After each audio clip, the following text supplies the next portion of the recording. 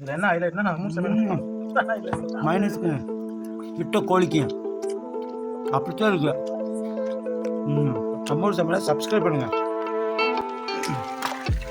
Hi friends, welcome to நம்மூர் சமையல். இன்றைக்கி நம்ம சேனலில் என்ன பார்க்க போகிறோம் அப்படின்னா 5 கோழியை எடுத்து அதை எப்படி நம்ம கிரில் பண்ண போகிறோம் அப்படிங்கிறத பற்றி தான். அதுக்காக நம்ம என்னென்ன மசாலா என்ன அளவுகளில் சேர்த்தோம் அப்படிங்கிறத வாங்க வீடியோக்குள்ளே போய் டீட்டெயிலாக பார்த்து தெரிஞ்சுக்கலாம். 2.5 டேபிள் ஸ்பூன் மஞ்சள் தூள் போட்டு கிரில் சிக்கனுக்கு தேவையான அளவு ஒரு 100 கிராமில் நம்ம நம்மூர் சமையல் மசாலா தயார் பண்ணியிருக்கிறோம். அதை நம்ம உள்ளுக்கு போட்டுக்க போகிறோம். அதை தொடர்ந்து நம்ம கரம் மசாலா ஒரு 20 கிராம் சேர்த்துக்கிறோம். அதை தொடர்ந்து நம்ம ஒரு 2 டேபிள் ஸ்பூன் பெப்பர் சேர்த்துக்கிறோம். இதை தொடர்ந்து நம்ம வந்துக்கிட்டு தேவையான அளவு உப்பு சேர்த்துக்கிறோம். நம்ம மசாலா எந்த அளவுக்கு திக்கா தேவையோ அதுக்கு தக்கன நம்ம செக்கில் ஆட்டின கடலை எண்ணெய் சேர்த்துக்கிறோம். அல்ட்ரீம் தயிர் சேர்த்துக்கிறோம்.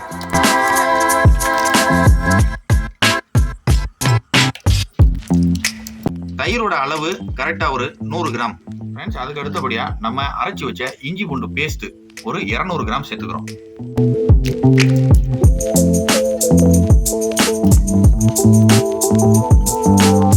அதோட நம்ம மசாலாக்கு எலுமிச்சம்பழம் ஒரு 3 முழு பழம் ஒன்று சேர்த்துக்கிறோம்.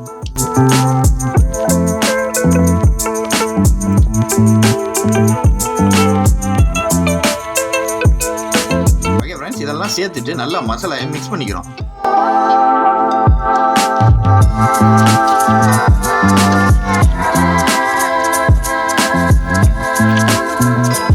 போடுற இந்த மசாலா தான் கிரில்லுக்கு ரொம்ப டேஸ்ட்ஃபுல்லான மசாலா. இதை நீங்கள் வந்துக்கிட்டு தாராளமாக ட்ரை பண்ணலாம். அந்தளவுக்கு ரொம்ப ருசியாக இருக்கும். நீங்கள் வந்துக்கிட்டு ட்ரை பண்ணிவிட்டு எப்படி இருந்துச்சு அப்படிங்கிறத நம்ம கமெண்ட் செக்ஷனில் மறக்காமல் பதிவு பண்ணுங்க. நம்ம கீரி ரெடி பண்ணி வச்சுருந்த அந்த கோழியை இப்போ நம்ம மசாலாவில் சேர்த்துட்டோம். மசாலாவில் சேர்த்து நல்லா மசாலா சார அளவுக்கு பிரட்டி எடுத்து ஒரு 30லேருந்து 40 நிமிஷம் ஊற வச்சுக்க போகிறோம். நல்லா மசாலா சார அளவுக்கு நல்லா பிரட்டிடணும் ஃப்ரெண்ட்ஸ். இப்போ நம்ம மசாலா சொன்னமே அதனுடைய அளவு வந்துக்கிட்டு எத்தனை கோழிக்கு அப்படின்னா 5 முழு கோழிக்கு ஃப்ரெண்ட்ஸ். மொத்தம் 5 முழு கோழி எடுத்து நம்ம ஒவ்வொரு கோழியும் 4 துண்டா போட்டுருக்கோம். ஏன்னா நம்மளுக்கு வந்து நல்லா சீக்கிரமாக வேகணும் அப்படிங்கிறதுக்காக நல்லா பிரட்டி எடுத்துக்கிறோம். ஃப்ரெண்ட்ஸ், இப்போ நம்ம கிரில் போடுறதுக்கு அடுப்பு தயார் பண்ணுறோம். இப்போ வந்துக்கிட்டு நம்ம அடுப்புடைய செட்டிங்ஸில் நம்ம சிரட்டை வச்சு அதில் கற்பூரத்தை வச்சு சிரட்டையை நல்லா எரிய விடுறோம். எரிஞ்சதுக்கு பிறகு நம்ம அதில் வந்துக்கிட்டு கறியை கொண்டுக்கிட்டு வந்து வச்சு நம்ம தணல் உண்டாக்க போகிறோம்.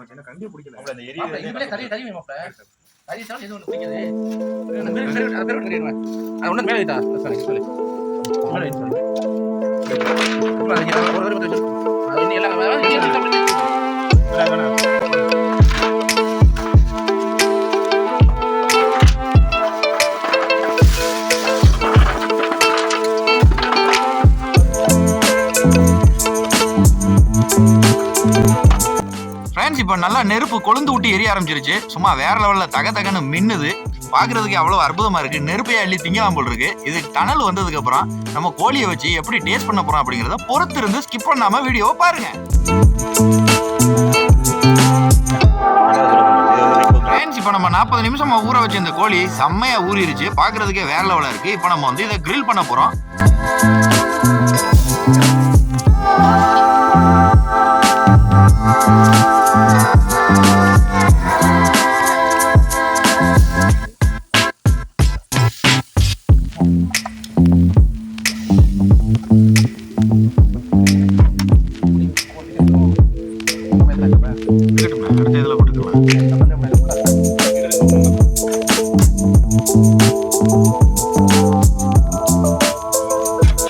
நல்லா ஒரு பக்கம் வெந்த உடனே இன்னொரு பக்கம் திருப்பி போட்டு அப்படியே நல்லா சூப்பராக எண்ணெயை ஊற்றி எண்ணெய் நெய்யை அப்படியே திருப்பி போட்ட கோழியில் திரும்ப அப்படியே அப்ளை பண்ணும்போது நமக்கு வாய் ஊறுது.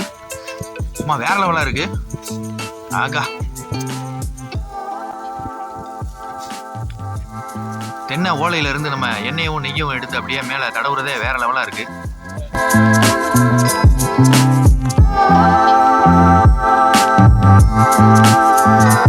அப்படியே நல்லா வேக திரும்ப அப்படியே திருப்பி வச்சு சும்மா வேற லெவலில் அப்படி மறுபடியும் எண்ணெயும் அந்த நெய்யும் மிக்ஸ் பண்ண அந்த கலவையை கோழி மேலே அப்படியே ஊற்ற என்னால் நெசமாவே உண்மையிலேயே பேசக்கூட முடியல ஃப்ரெண்ட்ஸ். அந்த அளவுக்கு வேற லெவலாக இருக்குது.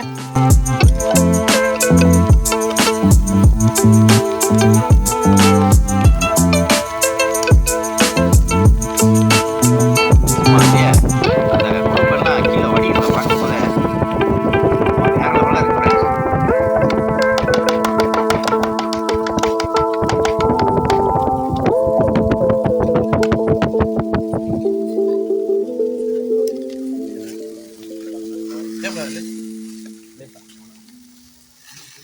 ஃப்ரெண்ட்ஸ் கோழி சூப்பராக வெந்துருச்சு.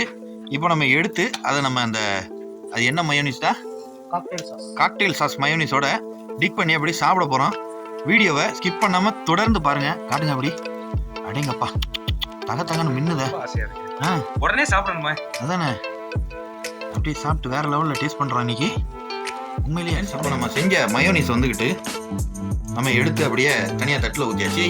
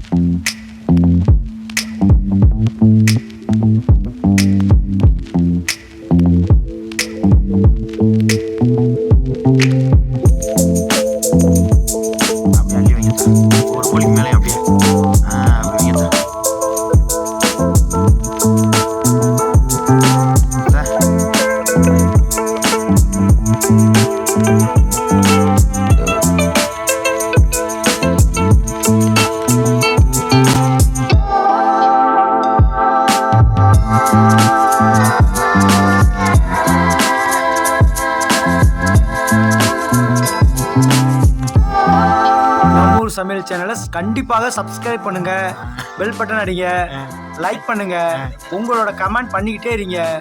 எங்களோட குறை நிறைகளை நீங்க சொல்லணும் கமெண்ட்ல, நாங்க பதிலுக்கு அதை நாங்க நிறைவேற்றுவோம். Okay, very good.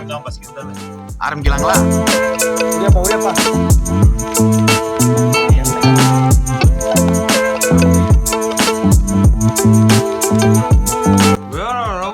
சொல்ல முடியல. நான் பாராட்டினேன் முதல் விஷயமா. அவங்களுடைய சமையல்ல என்னதான் டேஸ்ட் இருக்குன்னு எனக்கு தெரியல இது வரைக்கும். எதை சமைச்சாலும் சைவமா இருக்கட்டும் அசைவமா இருக்கட்டும் எது பண்ணாலுமே ரொம்ப சூப்பரா இருக்கு. எனக்கு ரொம்ப பிடிச்சிருக்கு. அடிக்கடி அவங்க சொல்றாங்க நம்மூர் சமையல் மசாலா அப்படின்ட்டு. கண்டிப்பா நான் வாங்கலாங்கிற முடிவு இப்போ எடுக்க போறேன். விரைவில் நான் எடுத்துட்டு என் வீட்டுல சமைச்சு அவங்களுக்கு ஒரு கமெண்ட் பண்ணுவேன் கண்டிப்பா.